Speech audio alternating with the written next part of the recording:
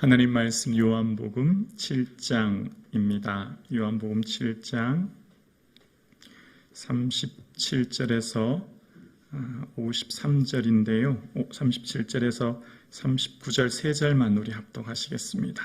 요한복음 7장 37절에서 39절입니다. 세 절 말씀을 다 함께 합독하시겠습니다. 명절 끝날 곧 큰 날에 예수께서 서서 외쳐 이르시되 누구든지 목마르거든 내게로 와서 마시라. 나를 믿는 자는 성경의 이름과 같이 그 배에서 생수의 강이 흘러나오리라 하시니 이는 그를 믿는 자들이 받을 성령을 가르쳐 말씀하신 것이라.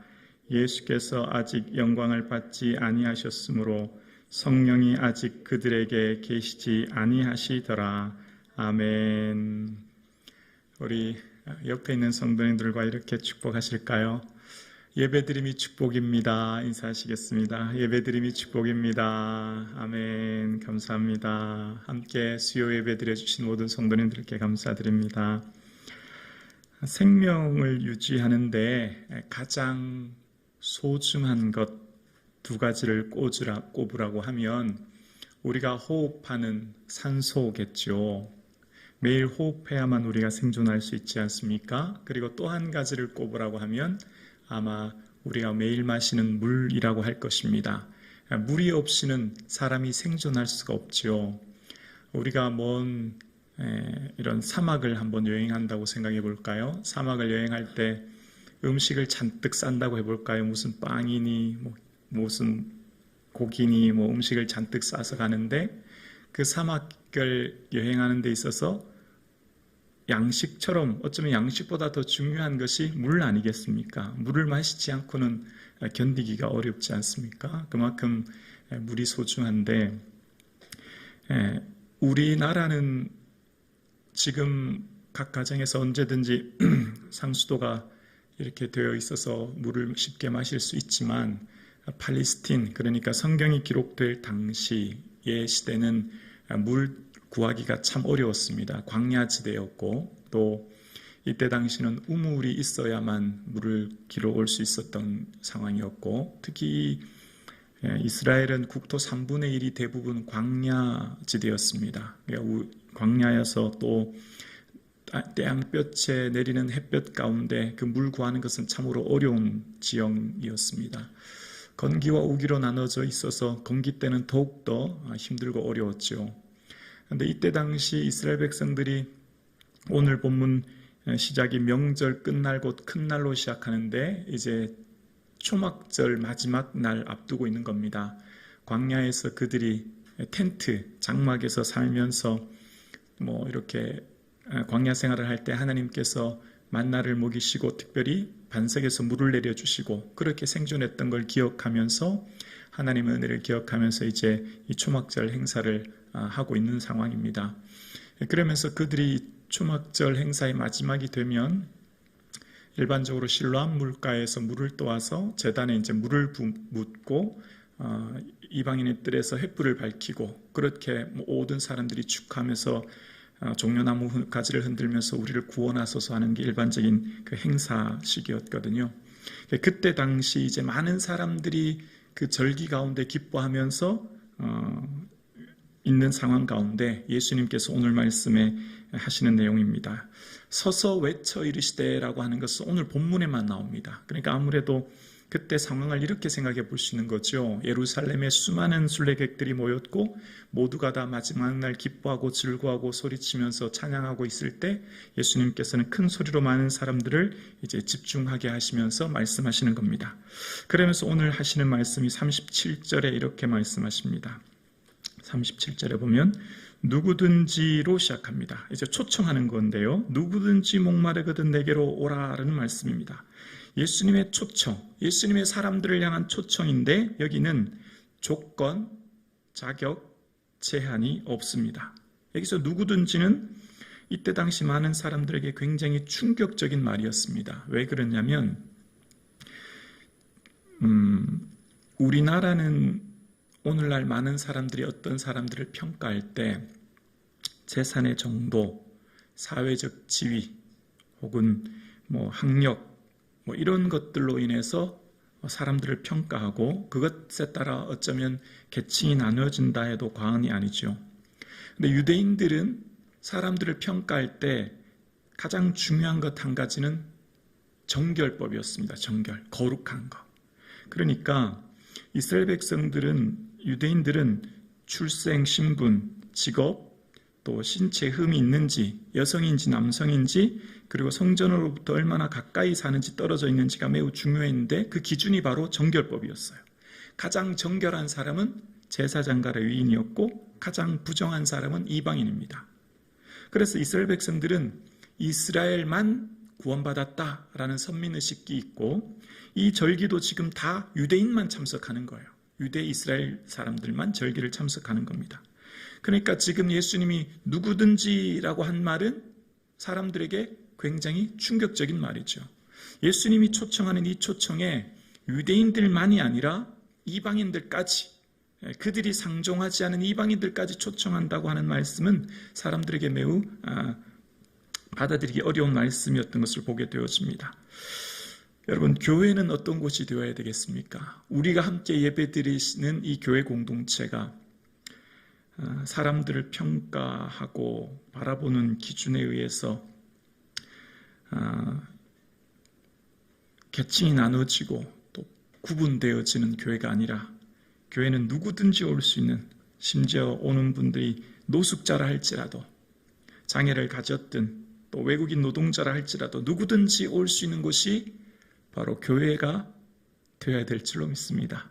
누구든지 교회는 오는 것이죠. 누구든지 와서 함께 신앙생활 할 수 있는 것. 예수님의 이 초청에는 제한이 없고 조건이 없이 누구든지 부르시는 것을 보게 되어집니다. 그러면서 예수님의 말씀은 이제 초막절 행사가 절정에 이루어져서 모든 사람들이 이제 제단에 물을 붓는 그 상황 가운데 말씀하시기를 목마른 자는 내게로 오라라고 말씀하고 계십니다. 목마른 자. 오늘 살아가는 많은 사람들은 누구나 다 내 안에 목마름이 있다고 생각합니다. 배우지 못함에 대한 목마름이 있는 사람은 끊임없이 배우려고 애를 쓰죠. 그래서 만학도의 꿈을 이루기도 하지 않습니까? 사람들의 평판을, 좋은 평판을 듣기 위해 목마름 있는 사람은 거기에 부단히 애를 쓰고 노력하고, 또 많은 돈을 모으기 위한 사람, 거기에 대한 목마름 있는 사람은 거기에 대해서 많이 끊임없이 노력하여 부유함을 얻으려고 합니다.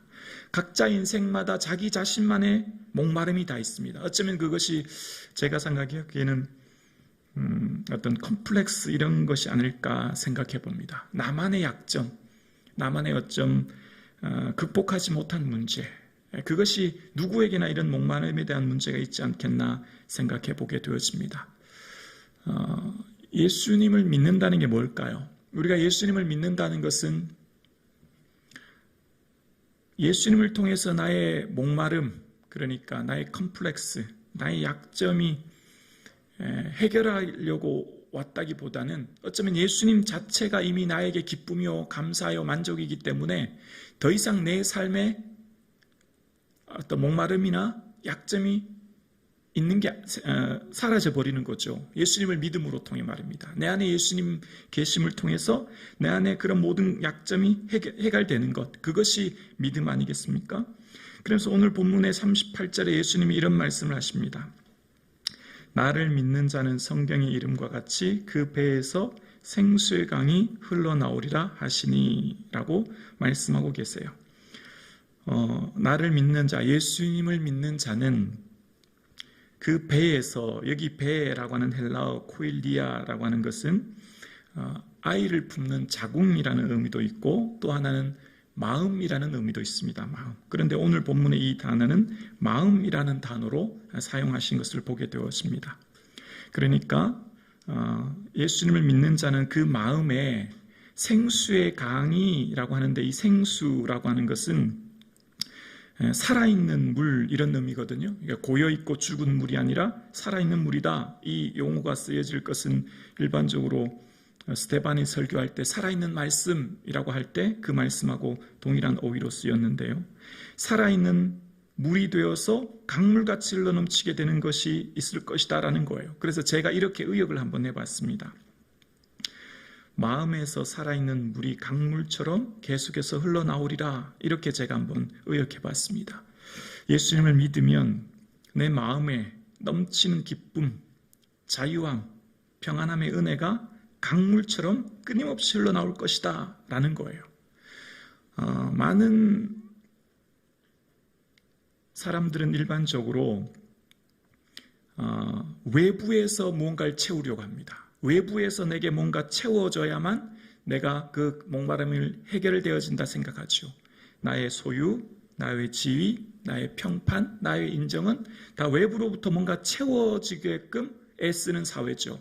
끊임없이 외부로부터 내가 뭔가 채워져야 한다라고 살아가는 시대에 예수님을 믿을 때 주시는 은혜가 한 가지는 내 안으로부터 흘러넘치는, 외부로부터 뭔가 채워져야 되는 게 아니라, 더 이상 외부에서 뭔가 가져와야 되는 게 아니라, 소유하고 뭔가 지위에 올라야 되는 것이 아니라 내 안에서 흘러넘치는 기쁨과 감사와 자유함이 생긴다는 거예요. 어떻게 가능할까요?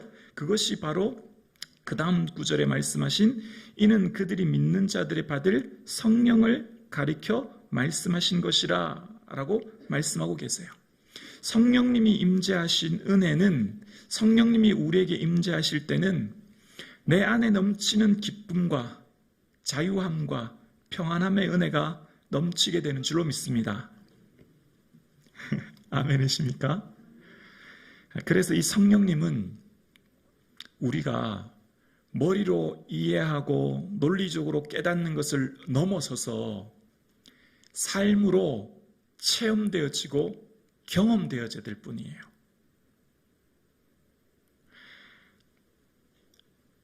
전쟁에 대해서 책을 한 100권쯤 읽은 사람과 직접 6.25 전쟁을 참전한 참전용사의 경험은, 전쟁을 책을 통해 읽은 사람과 직접 전쟁의 참상을 경험한 사람은 그 차이가 현격하게 차이가 나는 거죠. 예전에 신앙생활 할 때 전 참전용사 되셨던 장로님 얘기를 들어보니까 전쟁 나면 총을 머리 위로 들고 그냥 막 쏜대요. 뭐 이렇게 누굴 겨누고 쏠 그런 상태도 못 된대요. 너무 무서워서. 그냥 총 방아쇠를 머리 위로 놓고 그냥 막 당긴다고 하더라고요. 그러니까 전쟁에 대한 것들도 책으로 본 사람과 참전한 사람은 경험이 다르죠. 사랑도 마찬가지입니다. 내가 사랑이란 걸 살아면서 평생 사랑하는 여인과 뜨거운 어떤 사랑의 긴밀함을 느껴보고, 쉽게 말하면 상사병에 걸려본 사람과 평생 사랑을 책으로만 읽고 머리로만 이해한 사람은 그 차이가 현격하게 차이가 나는 거죠. 성령님에 대해서 머리로 알고 깨닫고 참 중요해요. 지식으로 깨닫고 아는 깊이가 넓어져야 되죠. 그런데 성령님은 이해하고 깨닫는 단계를 넘어서야 합니다. 어떻게 해요? 내 삶으로 체험돼야 될 뿐이에요. 아멘이십니까? 그래서 이 성령님의 은혜를 체험할 때 비로소 내 속에서, 마음에서 솟아나는 충만한 기쁨을 누리게 되는 겁니다. 그래서 교회를 그냥 왔다 갔다 다닌 사람과, 수십 년 교회를 그냥 왔다 갔다 한 사람과, 머리로 그냥 예수님을 대해서, 성령님에 대해서 아는 사람과, 성령님에 대한 그 체험과 뜨거운 성령님에 대한 교제와 그 은혜 안에 머무는 사람은 하늘과 땅 차이인 거예요. 신앙생활이. 그러니까 우리의 삶의 신앙생활은 단순히 아는 지적 동의, 머리로서 아는 깨달음의 단계가 아니라 삶으로 매일매일 체험되어지고 교제하고 하나님 주님과의 긴밀한 교제의 삶이 있어질 때 비로소 내 배에서, 내 마음에서 생수의 강이 흘러넘치게 될 줄로 믿습니다. 사랑하는 성도님, 우리가 예수 믿는데 왜 이렇게 힘들고 어려울까요? 왜 예수 믿는데 예수 믿지 않은 사람과 동일하게 마음이 지치고 무겁고 힘들까요? 왜 예수 믿는다고 하는데 우리의 삶이 이토록 지치고 공고할까요? 성령님이 우리와 함께 계시는데 우리가 누구든지 성령님이 아니고서는 주라고 고백할 수 없죠. 성령님이 계시기 때문에 우리가 예배를 드리고 함께 찬양하고 기도하는 거예요. 그런데 그 성령님의 함께 하시는 동행한 가운데 우리의 삶 가운데 이 마음에서, 이 배에서 생수의 강이 흘러 넘치게 하는 것은 우리의 삶 가운데 있는 성령님에 대한 인격적인 교제가 필요하고, 그 인격적인 교제는 사모함으로부터 시작됩니다. 사모함으로부터.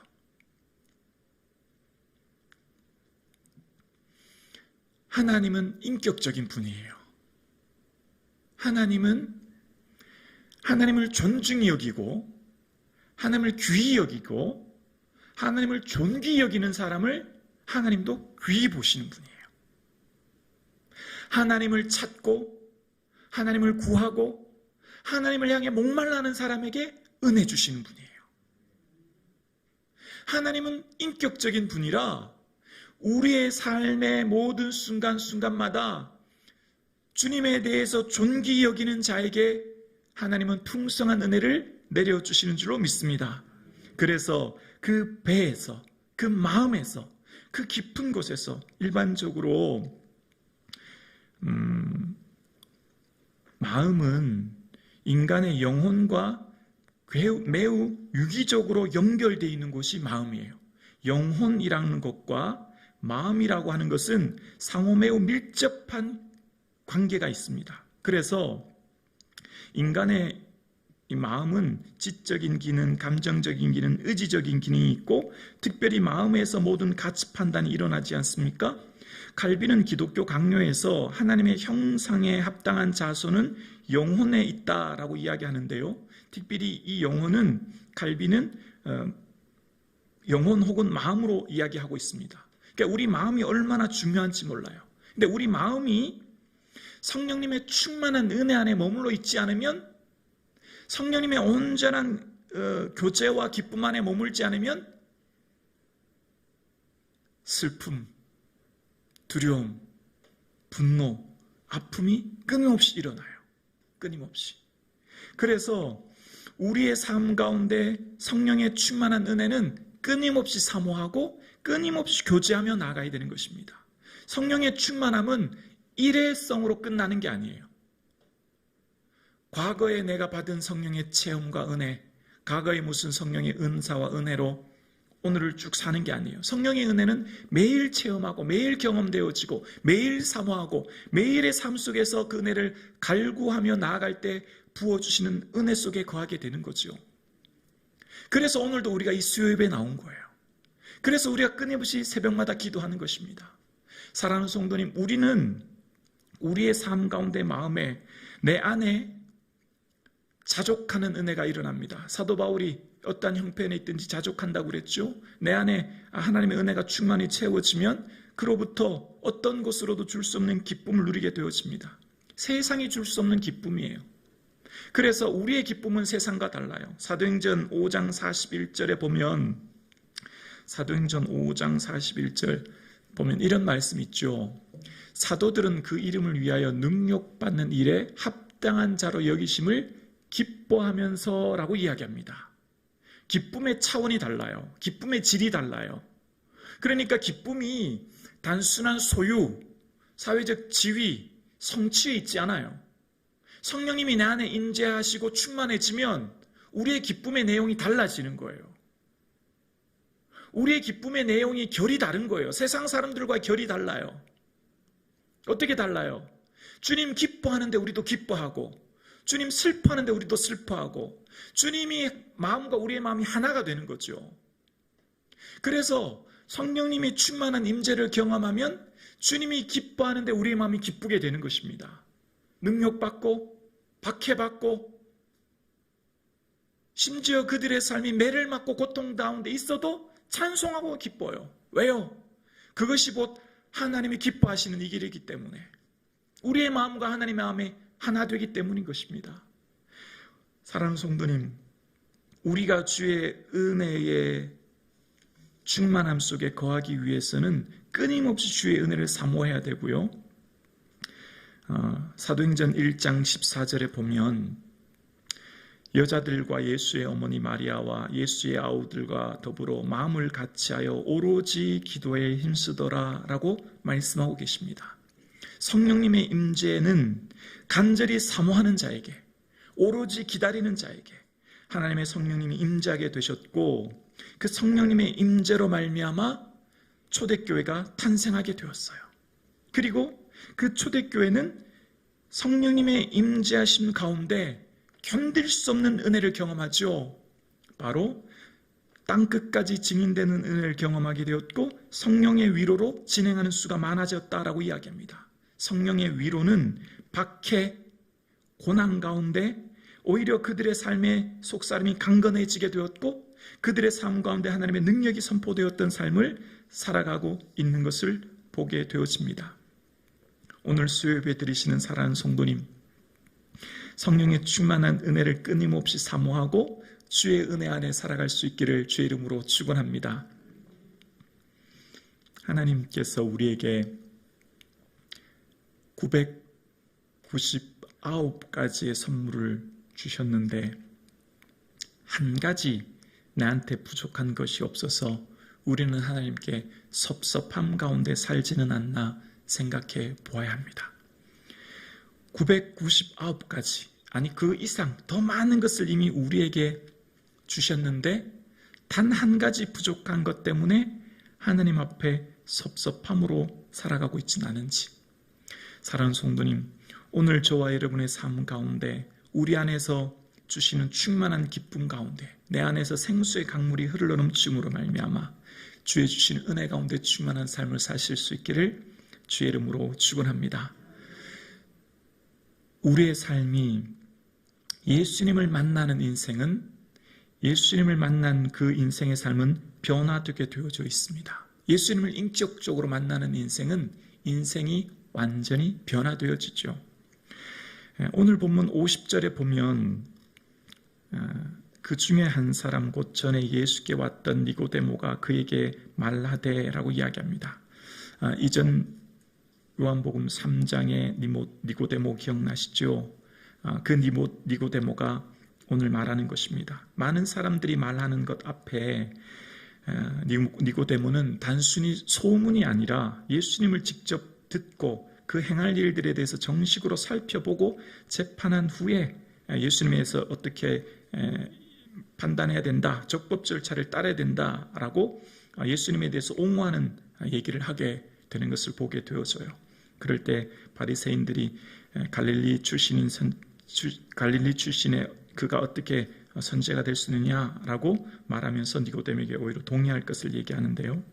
그리고 오늘 이 본문의 니고데모는 언제 다시 등장하냐면 사도행전 19장 39절에 예수님 죽으신 후에 등장하게 됩니다. 그는 모략과 침향 섞은 것 100리터쯤 가지고 와서 예수님의 장례를 치르는 니고데모의 모습을 발견하게 되어집니다. 그가 가지고 있는 자신의 모든 편견이 깨트려지게 되었고, 이제 예수님을 인격적으로 만남으로 그의 삶이 완전히 변화되어진 것을 보게 되어집니다. 예수님을 만난 인생은 변화되어지게 되어 있습니다. 예수님을 인격적으로 만난 인생은 그의 삶이 완전히 변화되어지고 그가 가지고 있던 모든 가치관, 편견, 세계관이 깨어지게 되죠. 그래서 그의 인생이 온전히 예수님을 위해 살아가는 인생으로 변화되어지는 것을 보게 되어집니다. 사랑하는 우리 성북중앙교회 성도님, 특별히 우리 사랑하는 자녀들 향해 기도해 주실 때 예수님을 인격적으로 만날 수 있도록 기도해 주시기를 원합니다. 이번 세범 영성 수련회를 통해서도 또 아이들의 삶이, 또 특별히 청소년부와 우리 청년부의 삶이 예수님을 인격적으로 만나는 그 만남의 은혜가 있기를 기도해 주실 수 있기를 원합니다. 예수님에 대해서 막연하게 듣고 아는 단계를 넘어서서 정말 예수님이 살아 계시구나 라고 하는 것을 체험하는, 경험하여 예수님과의 그 인격적인 교제가 시작되어지는 그런 수련회가 될 수 있도록, 그런 우리 자녀들이 될 수 있도록 기도해 주시기를 원합니다. 사랑하는 성도님, 우리의 삶이 예수님에 대해서 경험되어지고 예수님과의 인격적인 만남의 삶을 살아낼 때 그 아이들의 삶이 변화되어지는 거죠. 그 인생이 완전히 새로워지게 되는 거죠. 그래서 우리의 삶에 예수님에 대해서 그 인격적인 만남의 삶을 살았던 니고데모의 삶처럼 오늘 우리의 삶이, 또 우리 사랑하는 자녀들의 삶이 이러한 삶 사실 수 있는 은혜가 있기를 주의 이름으로 축원합니다. 성북중앙교회가 성령의 충만한 교회 되어질 수 있기를 주의 이름으로 축원합니다. 기도드리겠습니다.